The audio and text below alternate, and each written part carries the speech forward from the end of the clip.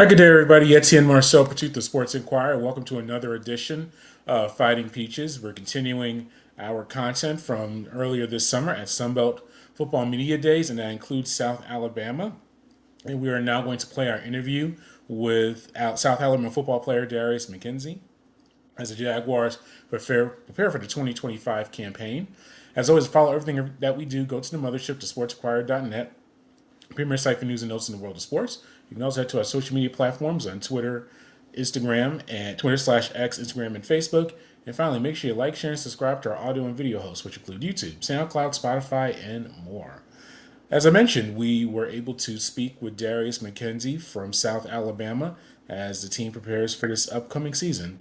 Let's get right to Darius. Enjoy. Sports Inquirer here at Sunbelt Media Day, continuing on with senior linebacker from South Alabama, Darius McKenzie. Darius, thank you for joining us.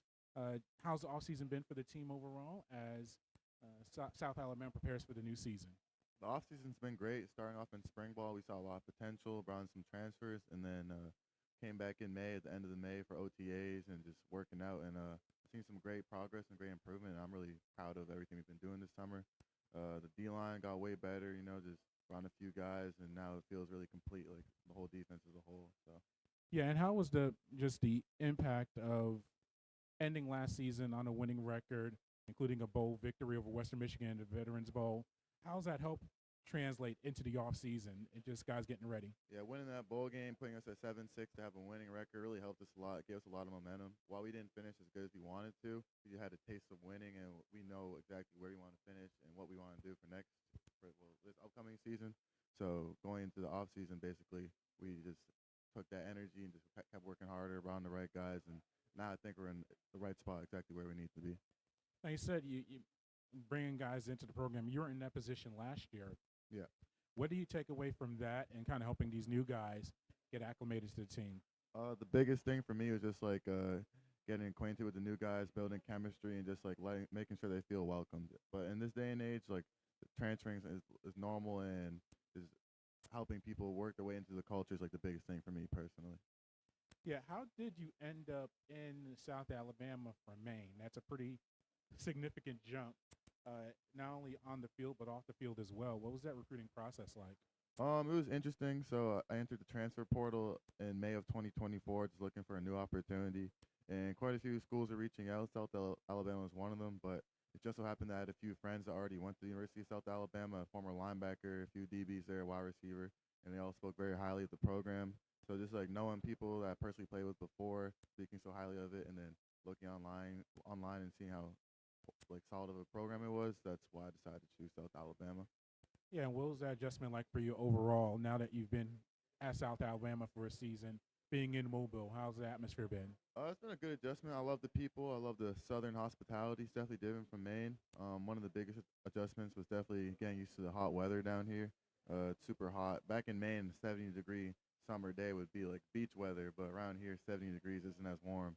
So that was like one of the biggest transitions for me. But overall, I feel like I'm settled in now and I'm part of the team, part of the family. And how does a Canadian, you're from Canada, play even American football, or even come and cross the border into the United States and even play collegiately? What was that process like for you? It was definitely a long process. So at the age of 12, that's when I knew I ultimately wanted to play D1 football at the college level. So I started training. I did off-season programs back home in Canada. Over the summer, we would go to college camps like May, June, July, 7-on-7 camps, stuff like that, Nike opening, the rivals camps. And then I just put out highlight tapes on Twitter every year. And for my 11th and 12th grade of high school, I got offers to go to little private schools in the States. And basically that's what gave me the opportunity to get recruited by these D1 schools, be in front of the D1 coaches. So just being able to get out to American high schools is what got me down here. Yeah, and just what's the expectations this year for South Alabama? Expectations are very high this year. Coming off another bowl game season, winning that, and having a winning record.